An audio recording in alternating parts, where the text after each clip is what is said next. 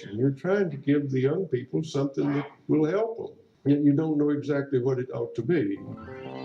Welcome to the Teach Thought Podcast. Terry, introduce yourself. My name is Terry Ike. I'm a former classroom teacher and now director at Teach Thought, which means I do a lot of different things very badly. And I'm Drew Perkins. I'm the Director of Professional Development here at Teach Thought, and hopefully that means I do a lot of different things really well. And together we're hosting a podcast, which hopefully makes Teach Thought more accessible to you in more places, right, Drew? Well, hopefully, yeah, but mostly it's just me hosting it because you just add episodes every so often, right?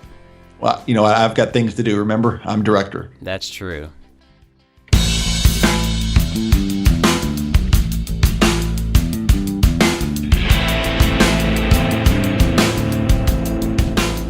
Thanks for listening to the podcast once again. I'm Drew Perkins, the Director of Professional Development here.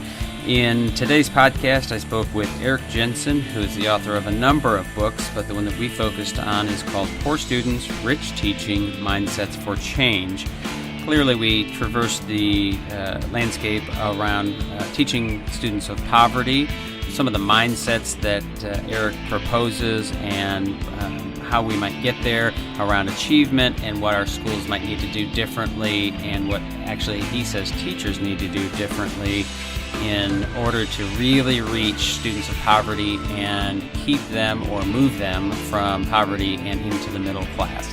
Hope you enjoy the podcast, and don't forget you can always reach us at wegrowteachers.com and check out our workshops and our consulting services. If you have any questions, please reach me at drew@teachthought.com.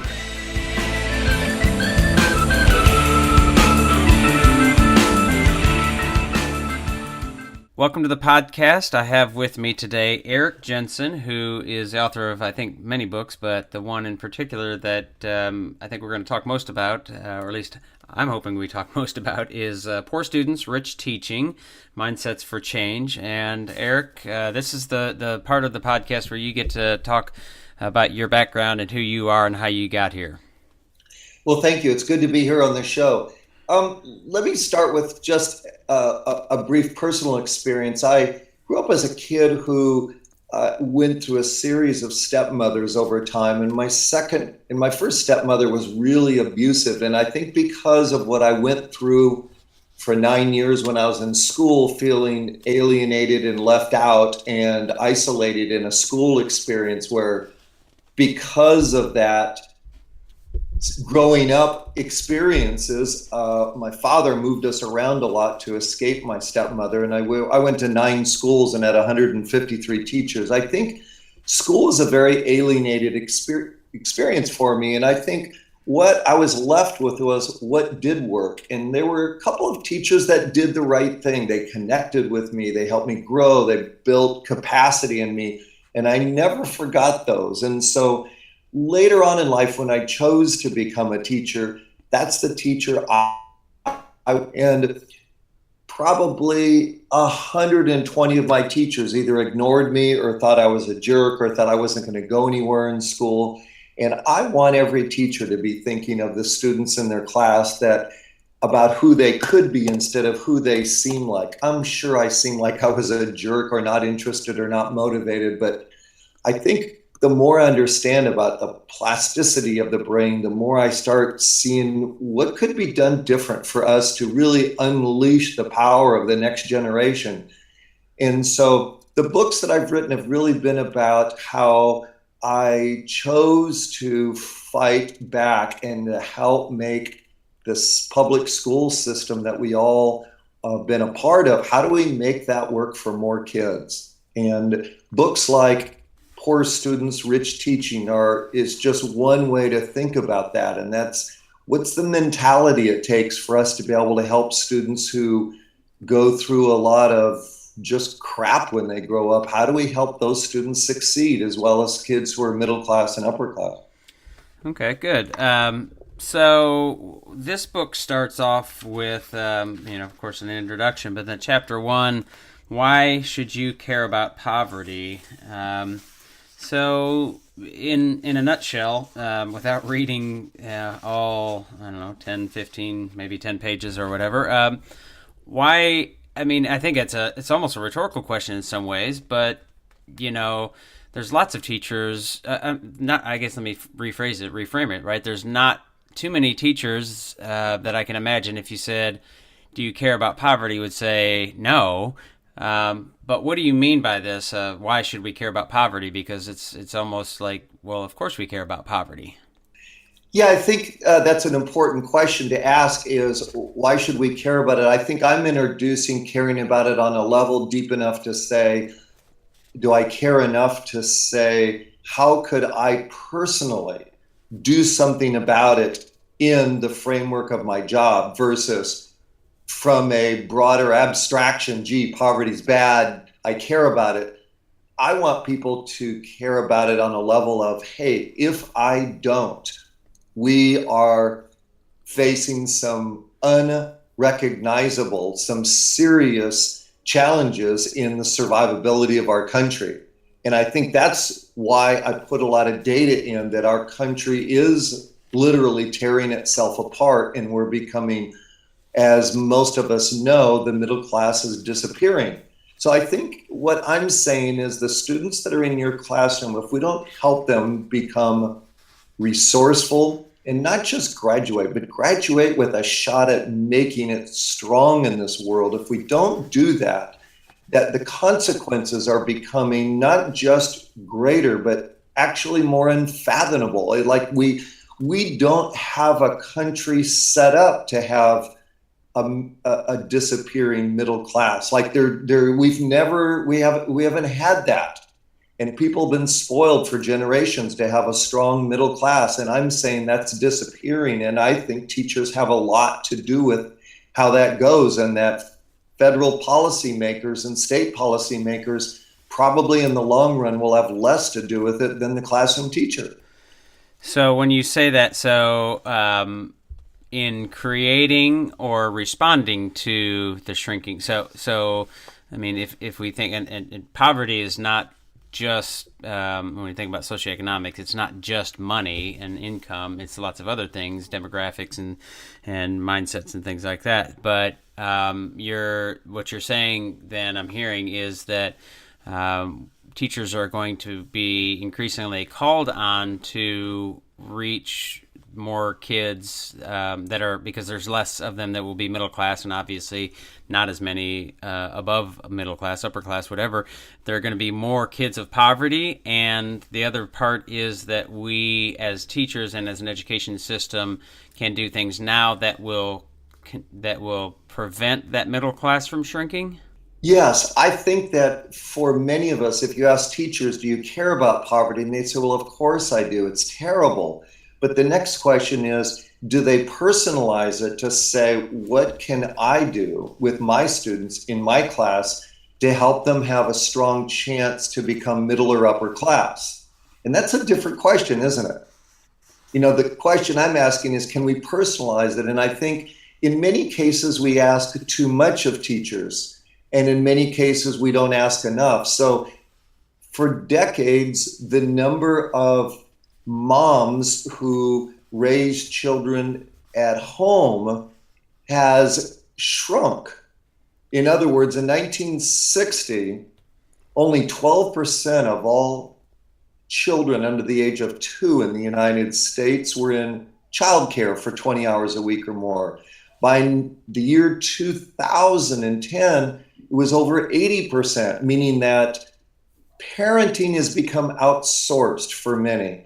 So teachers often are unhappy about feeling like they have to become parents to kids. And now on top of that, I'm now saying that teachers can influence whether students grow up in a middle class, upper class, or lower class world. And that sounds like a lot to put on teachers. And yes, it is. And my take is that I couldn't think of a better group of people to do that, which means we of course need more support for teachers, not just emotional support, social support, as well as pay increases. But I think thinking about teachers in a very different way. There are public that still think of teachers as, stand and deliver and do apple sorting. And there's a public population that still buys into that. And the teaching profession today has become a gritty, tough profession, often under way more public scrutiny.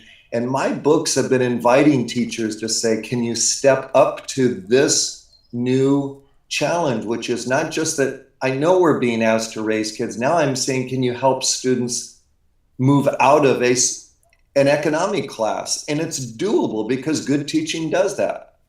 And it does that because it turns them into lifelong learners, or because it's going to push them into post K-12 learning that will make them more employable, or what?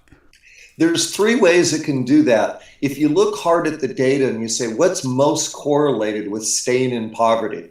One of them is education. So when teachers make learning challenging, tough, hard, fun, rewarding, then that's one tool, because the more educated students are, the lower their chances of going into poverty. So a high school dropout in the United States has an almost 60% chance of being in poverty in their lifetime, 60%. But a college educated student, it drops to about 10%. So that's a pretty good return. Remember, these are correlations, not causality. A second factor is, do the students have strong social relationships and social ties? In other words, stronger social support, including being married or having partners, reduces your chances of going into poverty. So if you have a good education and you are married, your odds of ever being poor suddenly drop to 1.8%. But now we add a third piece, which is mindsets. The mindset that I can do this, that this is doable, that I'm valued, I'm worthy, I'm capable. The mindset of I can take on the world, that mindset reduces your chances even further. The point I'm making is that teachers have more influence over things like the education that kids end up wanting to get, more influence over social emotional skills so that they can build strong social ties, and they certainly have influence over the mindsets, which was the whole thrust of the Poor Students Rich Teaching series. Right. And so speaking of mindsets, as I'm looking at the table of contents here, talking about relational mindset, achievement mindset, rich classroom mindset, and engagement mindset. As I was going through the book, and as I think about our current educational system, and you've acknowledged that there's a paradigm shift here, and asking a lot of teachers and I guess schools to embrace that sort of proxy role, surrogate parent in some ways, because of the dynamics that have changed outside of school. Are the structures in place? Are the structures that are in place in most of our schools, or most of our public schools, are they contradictory and contrary friction points to what you're proposing as different mindsets, or complementary? In most schools, the good news is that they're coming around. When I say coming around, I mean this whole notion of a teaching to the whole child, which is social emotional skills. In many schools, that's just become a normal part of school culture, that teachers, as well as having strong programs that are school-wide, are starting to say, wow, the evidence is clear. When kids develop stronger social skills, stronger emotional repertoire, when they do get better at self-regulation, that they're actually better academically. And that's in place in tens, if not hundreds of thousands of schools. The difference is it's not a mandated, and it's not funded well enough for us to be where we want to be. So the short answer, Drew, is that it's in process, and that's better than not being anywhere at all, and it gets less pushback than it ever did before. So that part of it I love. Secondly, a lot of schools now are doing things to help ensure that students stay in the learning process at a higher level. For example, at the secondary program, programs like the AVID program or dual credentialing, where students at the high school level will also be going to community colleges. So when they graduate from high school, they also will be graduating with an AA degree. This really strengthens the student's identity as, I'm a scholar. I can do more than I thought I could. And so then the third thing that's happened is that more and more schools are trying to figure out, and it's early, and most schools are fumbling, but they're doing something. They're trying to get technology more into their schools. One of the things that I push a lot is not giving kids an iPad or some type of a tablet and saying, woohoo, we've got technology, but saying, how do we invite students into the technology community so that it becomes real to them, as in skill building? There's a half dozen apps that are out there built for students, like Swift, like being able to go to code.org or Lightbot or Tinker. These apps are either cheap or free, where kids can learn computer coding. So when they graduate from high school, they've got not just a marketable skill, but because 47% of the jobs that are out there will disappear in 20 years, kids have to be a savvy tech person that's going to be able to be included in the tech revolution, not an outsider looking in. That's how kids become middle and upper class, is having savvy skills that are forward looking, instead of saying, okay, how do we help them get a BA without any mindset at all? So those three areas are critical, and all three of them schools are making progress in. As we think about technology and mindsets, and you've got a lot of things on the plate at this point, and one of the things of achievement mindset, and quite honestly, it's a little bit of a struggle as I was reading that, because I struggle with the word achievement. And I'm curious on your take on this and your perspective. I struggle on the word achievement a little bit, and then there's a blog piece where I've said how the culture of achievement is hurting our schools, because it feels to me like a loaded word that is sort of contrary to really strong and good teaching and learning. So how do you describe or define or operationalize achievement? To me, achievement is a combination of several things.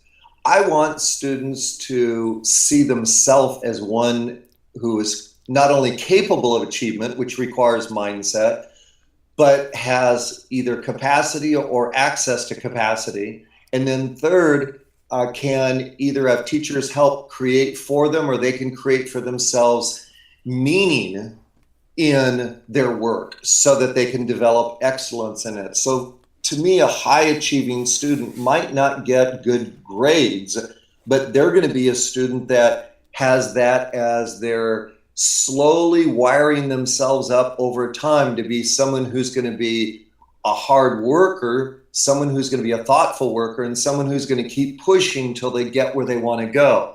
Many stories about what we might call some of the computer geeks today who dropped out of school, yet in fact they were achievers. When you look hard at the work they were doing, most of the work they were doing was, back in their dorm room learning how to do computer coding. So to me, that's achievement. They're doing what they care about, they work their butts off, and they see themselves as being capable. So to me, my take on achievement is really those three: is I have capacity, I have access, and I'm going to work hard for it.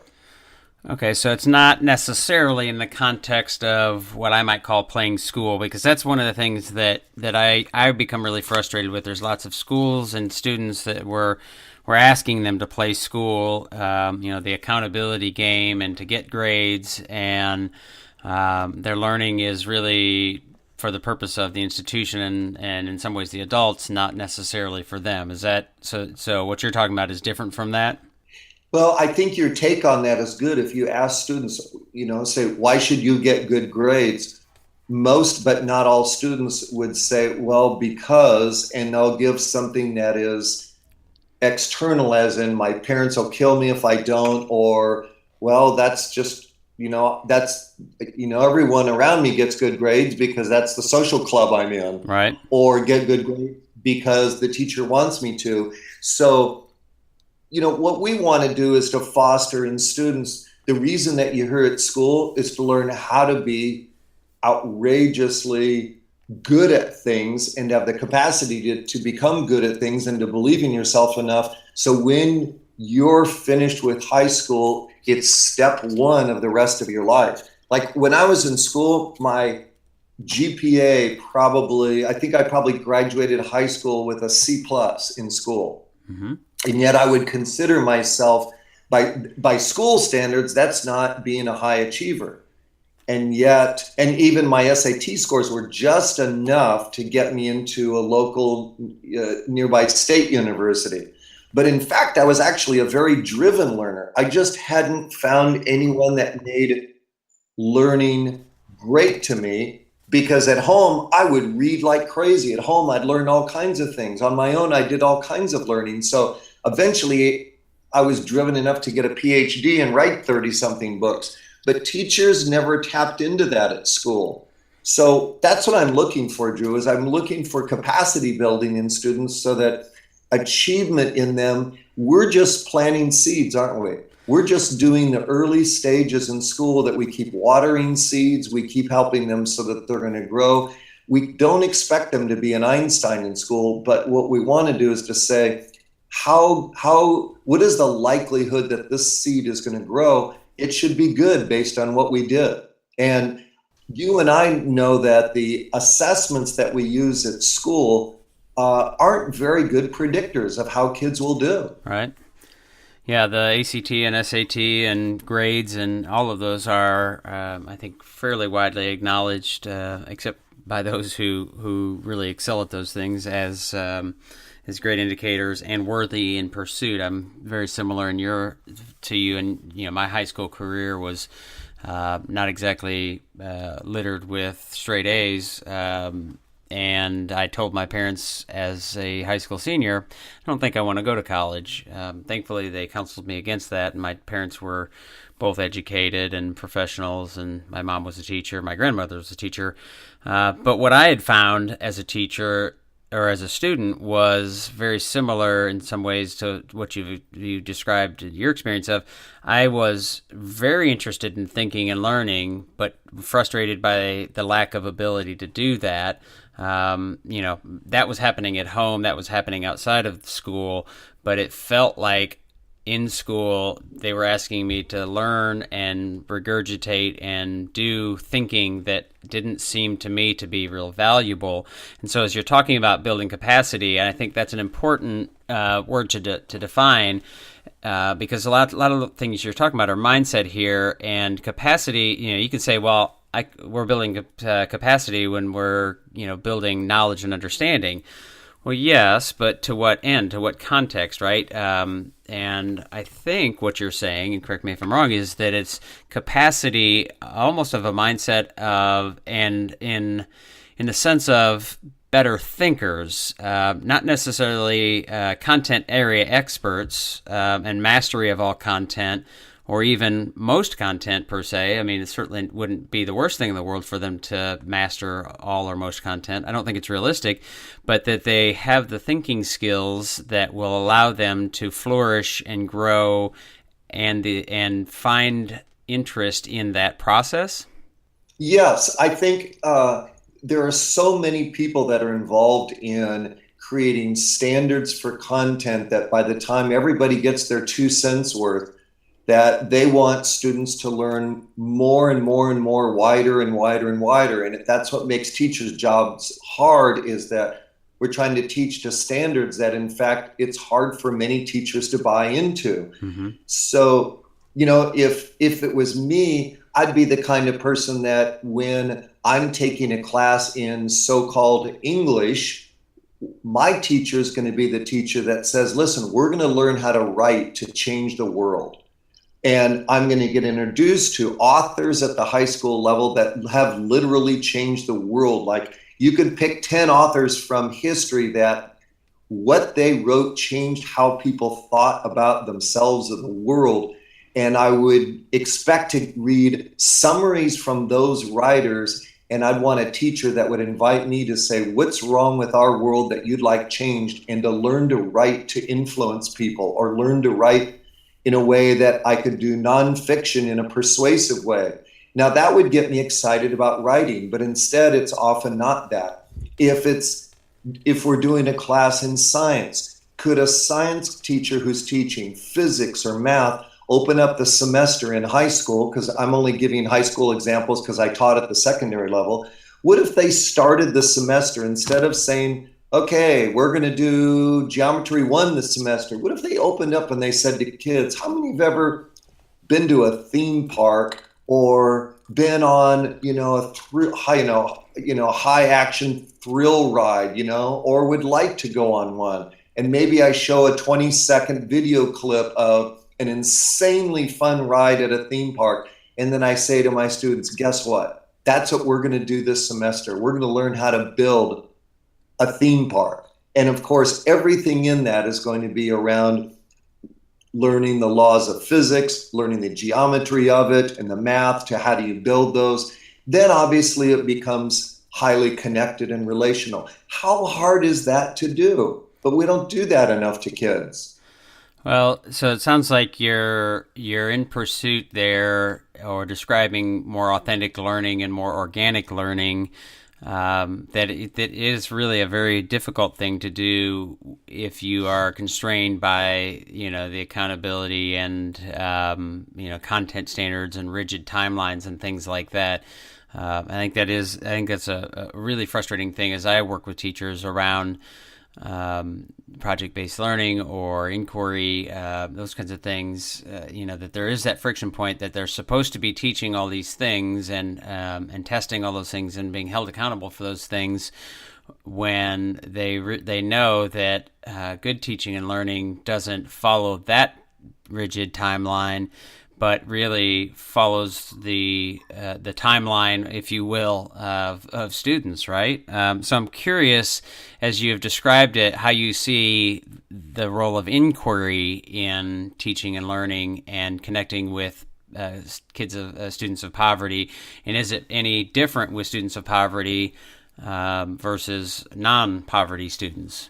It is different. And I think I've over time sorted out of the many common but not universal differences between kids from poverty and kids in middle and upper class. One of them is certainly there's cognitive differences where kids from poverty will show up at school and have a whole different set of thinking and problem solving skills that are more about their world of survival. And yet those don't get played out in a school setting.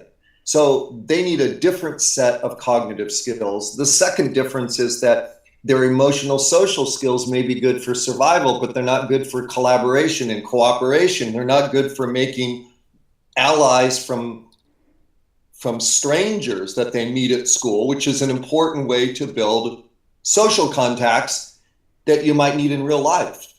And the third difference is that for many, chronic stress inhibits behavior change. Chronic stress impairs memory. Chronic stress creates for students a different way of interacting with people that's often harsh and abrupt and short. So part of what I'm saying is that teachers have to infuse what they do into and blend what they do in ways that are going to go right after those targeted differences. You can't pretend that kids from poverty grew up the same way that kids from middle class do. Most of the kids from poverty are very interested in who you are as a teacher. They're interested in what you stand for. They're interested in your values. Whereas a lot of middle class kids, they may get a stronger relationship at home. 3/4 of all middle class kids have two parents at home, but only 1/4 of kids from poverty have one parent at home. So there's the relational side, the cognitive side, and then, of course, the chronic stress side. And all of those have to be dealt with at school. And one quick example of what do you do about it is chronic stress is about an overwhelming feeling of a loss of control from a circumstance or a person around you. In other words, if you feel threatened, you feel out of control. So what happens in most schools is that teachers who work with kids from poverty, they get this push from kids who are often aggressive, kids who are in their face. And these are kids trying to establish some sense of control over their lives. But many teachers who just don't know, they haven't read one of my books, they see that as a bad seed or a bad kid, when in fact the kids are trying to get control over their lives. So what teachers do is they often push back with more control. But savvy teachers understand where kids are coming from, and they understand that kids need more control at school. That means more projects, more hands-on, more leadership, more safety in class to ask questions. They need more opportunities to learn how to self-regulate and run their own brain. And in fact, they don't get that by and large. And so by not getting that, kids choose to either become more aggressive or to just give up and go passive. And neither of those are good for learning, are they? Right. Having had some experience with kids in EBD, emotional behavior disorder, and as a special ed teacher, and I mean, it's a really difficult thing, and I think what your book talks about and sort of proposes is it's really hard and almost in many ways counterintuitive for some reason, and I'm not sure exactly why, whether it's just how the world works or what we've always done, but it's like when kids, EBD kids who tend to be more lower socioeconomic, I think, at least the ones that I worked with were certainly that. I think that the when they really act out, the punitive response and aggressive response is fairly natural, but how do you get ahead of that, and how do you react in a way that's not, it is reactive, but not, that is supportive, I guess, in a sense, right? Yeah, it's a good take on it. I think so many teachers see kids as behavior problem, as in that's a fixed entity. So the first thing is that people often behave out of a context, don't they? So this means that if there's a power differential and the teacher's doing a power role, then you're going to either get pushback or I quit from kids. Instead of if it's seen as a collaboration or it's seen as a give off of power, then suddenly kids behave differently. So when you have kids that are EBD or kids that have chronic stress disorders, one of the first tools is saying, I'm going to help this student become more capable feeling so that they don't have to act out. So capable means, do you teach self-regulate kids what to do when they feel angry? Do you teach kids how to get their own way without being hurtful of other people? Do you teach kids how to downshift in a conversation when people start shouting? And if you aren't doing that, what are you expecting kids to do? So that's the first thing, is seeing it as a malleable portion of kids' lives instead of thinking of that as a fixed entity. So I say to teachers, number one, role model. Be the cool, calm, and collected kid. When a kid's yelling at you, be the one that takes a deep breath and saying to yourself, the kids didn't do at the moment. I'm going to be calm, cool, and collected. So role modeling great behaviors instead of snapping back at kids. Second is teaching them how to do different behaviors because the kids don't have that skill set. And the third is put them in situations where they can succeed and exhibit greater sense of control over their lives. These things are 3 steps to helping students become less of a behavior issue. I'm not pretending you're going to fix everything in a few minutes a day. What I'm saying is that strong teachers understand kids in ways that mitigate and reduce the behavioral flare-ups so that it becomes less of an issue. And that's something that I want to invite teachers to take on instead of to say, you know what, this kid's out of here. I don't want to ever see that kid in my class again. Every time a kid gets suspended, the odds of them dropping out just went up, didn't they? Yeah.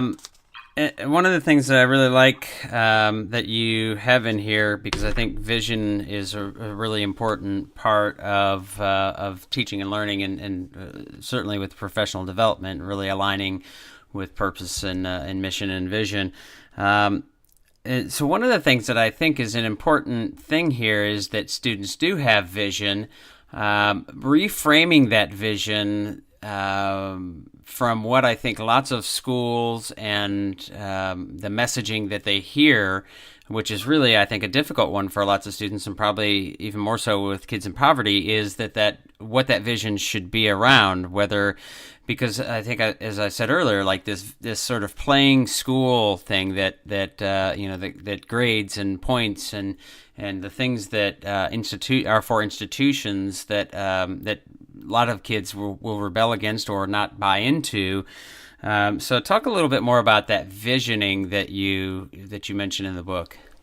I think for many kids who grow up in middle and upper class, they're more likely to get a narrative from parents about how your life might go. Like my dad was middle class, and although there are a lot of things about him that didn't make him a great dad, common middle class things might be, well, when you get a job, or when you do this. Like my dad used to say, when you go to college.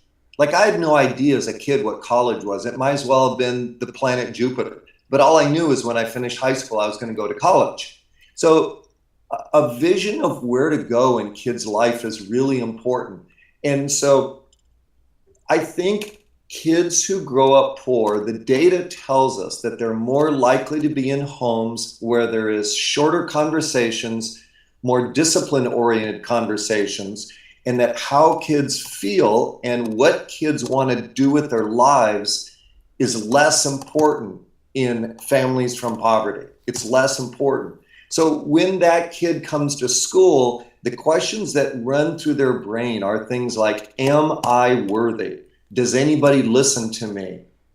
Does anyone care about me and where I want to go in my life? So vision and voice are two things that have to happen for kids in school because they're less likely to get that at home. So a teacher comes up to me in one of my summer events. I put on 3-day workshops on teaching with poverty in mind. And she came up to me and she said, Eric, I've got a son that says he wants to be a rap star when he grows up. And I said, so what do you tell him? And she said, I told him, you're not going to be a rap star. There's no way on earth. And I said, how's that been working out? And she said, he hates me. And I said, listen, here's what I want you to do. Sit down with your son and just say, listen, I'm really sorry that I told you can't do that. What I mean is I love you and I want the best for you. So I want you to find a rap star that's ridiculously successful, whether it's a Jay-Z, you name it, and sit down and break down what are the skill sets they have? How did they get to where they are? And let's make a plan. I said to the teacher, I said, what's going to happen? Either the kid's going to become ridiculously frustrated and overwhelmed by the process and choose a different career, or the kid's going to become rich and famous and he'll buy you a new house. It seems like it's a win both ways. And she just broke down in tears. She couldn't believe it. It's like, duh. And I want to tell you one more story about vision. That's a true story. Another teacher came up to me and she said, she teaches third grade. And she said, I always ask all my third graders at the start of the school year, I ask them, what do you want to be when you grow up? So that's a simple vision question. Now you might think that, a third grader doesn't know, but the teacher said, well, that actually helps me remember their names too. Oh yeah, he wants to be a whatever scientist when he grows up. Mm-hmm. She asked one third grader, what do you want to be when you grow up? And the kid sat there and said, I want to be like my daddy. And the teacher said, what does your daddy do? And he said, my daddy's on welfare. He gets a check every month.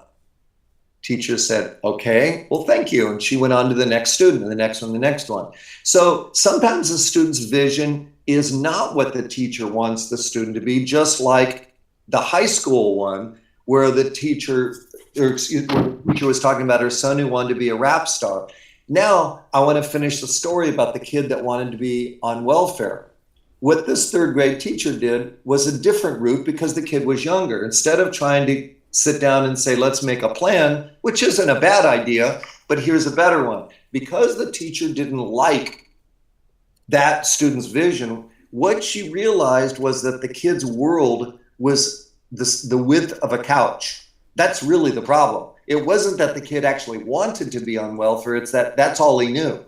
So what the teacher said to herself is she said, I decided that year I was just going to blow his mind. And so she said once a week for 3 minutes a week, she was going to do travel tales. And these were trips that the teacher had made in real world. And so she shared the story of the trip she went on. These would be driving trips. And she'd always have a prop, like a picture, a ticket stub or whatever. And she'd show, okay, this week I went to a science museum. This week I went to visit my parents. This week I went to a national park. And these were all trips she'd actually done. And the bottom line is, by doing this for 3 minutes a week, she had made every single trip seem like a top 10 National Geographic bucket list place to go. Yes, she embellished it, but she really shared her love of travel. And at the end of the school year, when she had all her third graders line up again and say, what did you like most about third grade and what do you want to be when you grow up? She got to that same kid again and said, so what do you want to be when you grow up? And that very same kid stood up tall, took a deep breath, and he says, I want to be a teacher. And the teacher says, why is that? And he said, because teachers get to travel. And this was a transformative moment that the teacher elicited. And why? Because what the teacher said to herself was, the kid's world was the length of a couch. I just made the kid's world as big as the circumference of this planet. And that's the kind of thing that teachers can do. It takes very little time to do that, but she just said, I'm going to blow his mind. And that's transformative teachers helping kids come up with a different, more powerful vision. Now the kid's vision is, I want to be a teacher. So vision is powerful and voice is powerful. Are the kids' voices heard? And many teachers, without meaning to, will treat kids like middle class and upper class, like they ask them for their opinion. They go, oh, okay, and they go on to the next kid, instead of giving them eye contact and saying, thank you. Tell me a little bit more about that. Getting kids to share their voices, powerful stuff. I'm glad you noticed those and latched onto that in the book on Poor Students, Rich Teaching.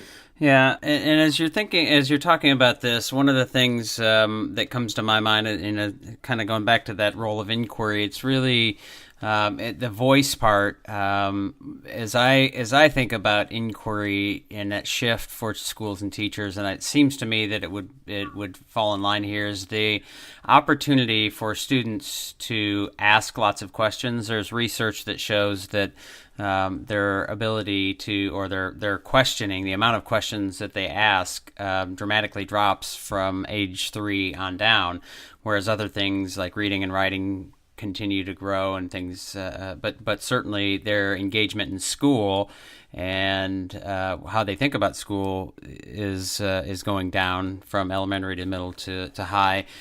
So giving students the opportunity to have voice, to me, in one sense, is in one very, very important sense, is allowing them the opportunity first to ask questions that are important to them, but also to pursue those questions. And there's some of the work that we do around inquiry with the question formulation technique based on the Right Question Institute, and their book, Make Just One Change, really does a nice job of coming at it from parents of schools, parents of students that are in poverty and those kinds of things. So to me, I think that inquiry piece is such a vital piece.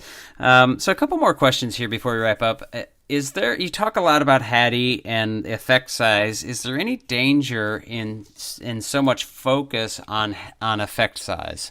Yes, there's always a danger. I tell people in my in my workshops that I'm doing live with teachers, I say, listen, this is what we have at the moment. It's not at all the holy grail. I said, the truth is we probably are at the 1% level of what we know about what really drives students to become great citizens and thoughtful people in life. And all I share with them is I say, this is what we know. Hattie tells us what factors contribute to student achievement, and Marzano tells us what explicit strategies help contribute to helping students learn and achieve more. But I said, sometimes it's the teacher that tells the story in the classroom, as I just shared a few minutes ago about this story of, like the travel tales. Like, where does that show up as a teaching strategy? Actually, it doesn't. You might say it's relationship, maybe, but you're right. There's more we don't know than what we do know.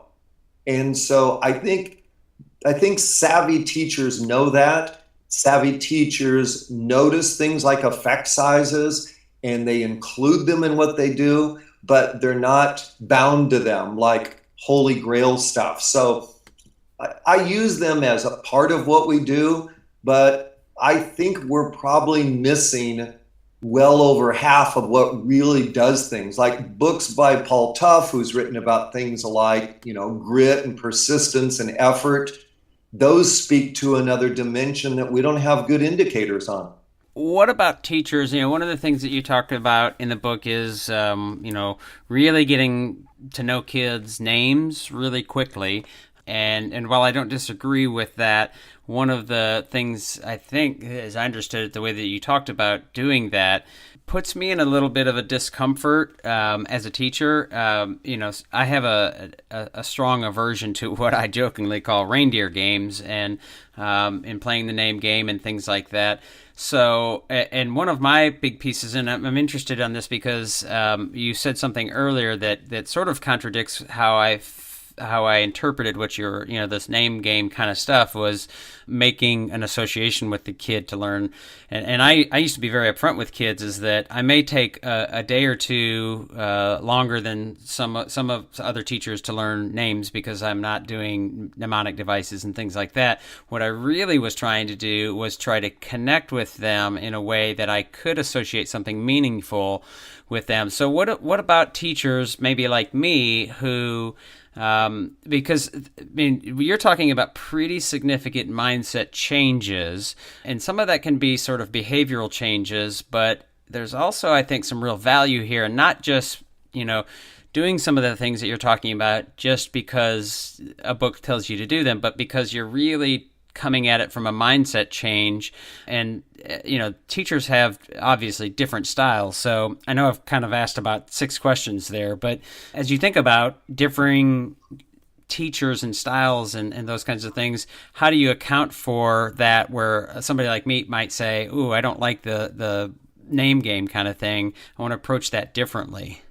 Well, I appreciate you voicing that. I think it's hard to write a book about something without it coming from your own experience. Sure. And so when I began teaching, I was terrible at relationship building. And the way you were describing getting to know kids was over time and making meaningful connections. I wasn't one of those teachers who was good at that, and I didn't have the relational skills nor the mindset for that. And so I had to learn short, quick, almost down and dirty tools to say, how do I start the process? I knew that to students, when I said their name, their eyes lit up, and I knew that when I knew something about them, they went, oh, he knows me. So from my point of view, I had to have something. So I think you could put teachers on a continuum, and those that are really good at relationship building, all I need to do is to point them in the right direction and say, rock on, and they do a great job. And for many teachers like myself who either think it's too much work, it's too hard, I don't get it, why do I have to do it, make this easy, I'm looking for a lifeline. That's the truth of it.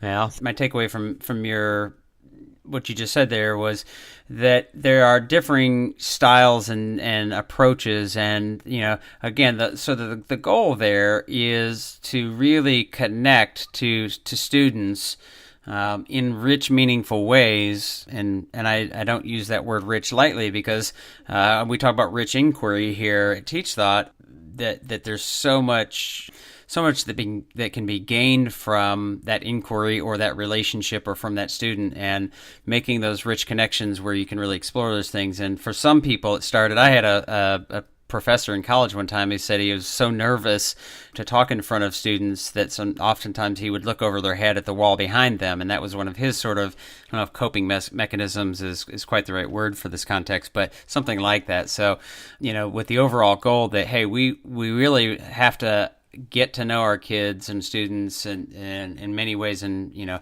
certainly getting them to understand however way, and there's other ways to do it than just knowing their name right off the bat kind of thing.